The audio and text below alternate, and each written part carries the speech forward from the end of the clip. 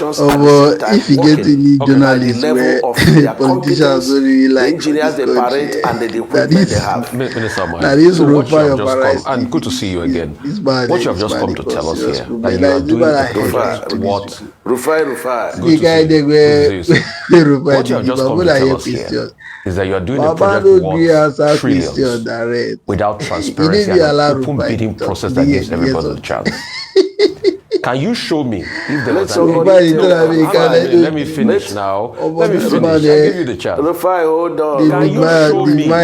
Don't darken castle without knowledge. No, I'm putting you right. So that let me finish. No, get information right. You won't allow me finish. Define with escape.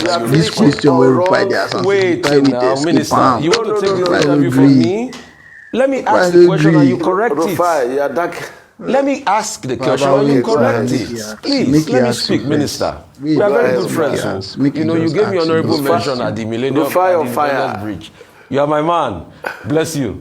So, what you are saying is that no independent free bidding process for everybody. You just went along with high tech because they did some work in Lagos before. And the argument you are making, with due respect, Minister, that they brought equipment to help in the, what's it called, independent bridge scenario and all of that. That's no big deal. They are benefiting from the government in other ways through the coastal road. So it's not an argument. So you are saying that there was no open tender, at least give others a chance to bid.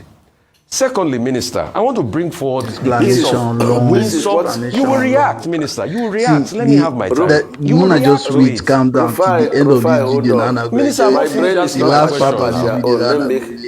You have not finished. Now you will react to one. Let me correct this one. The one you take your time, watch and reach. You see, we are wasting time. The part Winsome Homes. She said she got some money from the diaspora. I don't think that after that. I don't know what your take is on that Winsome Home the last part. The real estate developer.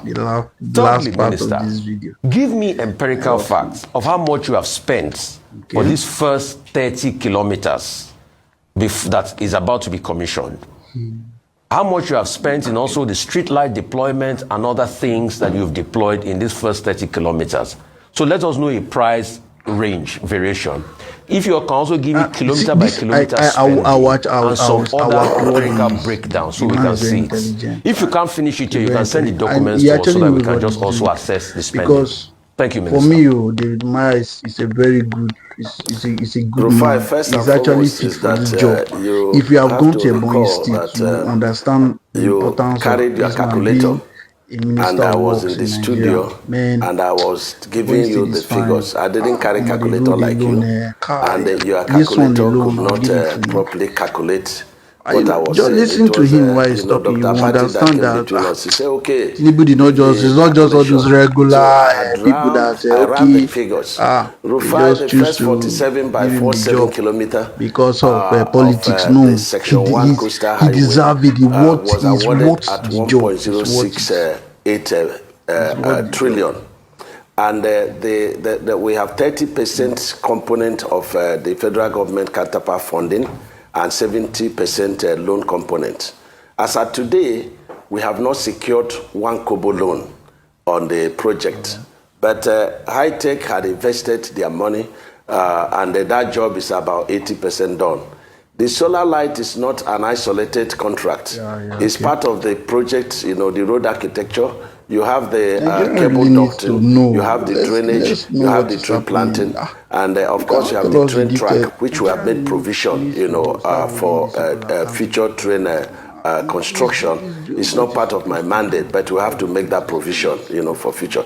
And then when you said we didn't give others the opportunity, and that's what I'm trying to correct you, that we have three kinds of procurement process. The first one is, restrictive for specialized jobs.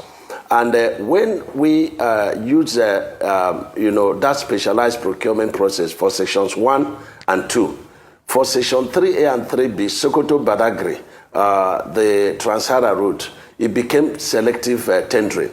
Other contractors were invited in each of the other processes, and of course they bid it. and high-tech won because of their technical competence, the equipment they parade, the number of expertise they have, and the local content components of their engagement, because they have a lot of our engineers engaged. They have a lot of our engineers being trained. They have a lot of services, being given, and even small contracts are being given to our engineers so that they can also learn and benefit from that. And so when you talk about how much have we spent on Section 1, we've paid 30% of the cost I told you. And when you come to Section 2, it's 1.33 trillion, and we have only committed 30% of the cost of that project. And the 70% is the loan component, and that loan component has not come. And that's why the development partners came, the Dutch Bank and the Development Bank of Southern Africa. They came and they were very much interested. Today, a lot of other African Development Bank, Islamic Bank, they are coming, knocking for us to interact with them. They are interested, seeing what we have done. And by December, I believe strongly that we would have completed Section 1. Section 1 is supposed to be for 36 months. But this 30 kilometer we've completed is being done within 1 year, 12 months. And I'm very, very, very happy with what high-tech is doing.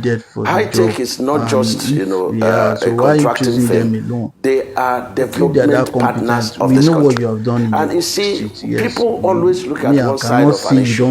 You are not looking at competence. You are not looking at ability to deliver the work. You are not looking at the equipment, availability of equipment. You are not looking at the risk being taken, by contractors doing this job. I know of other contractors in this country, not all of them, but many of them, when we award job to them, they will never put a shovel on ground until they are paid mobilization. And that's why I changed the narrative and the contract. Say, listen, if we give you job, because at the bidding process, you will tell us about your financial capacity.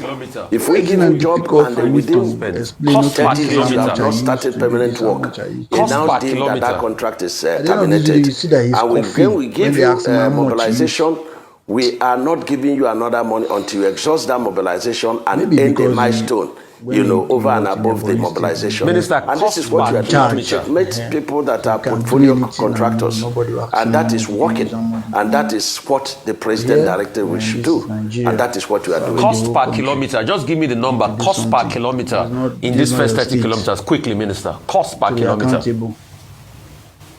We are accountable.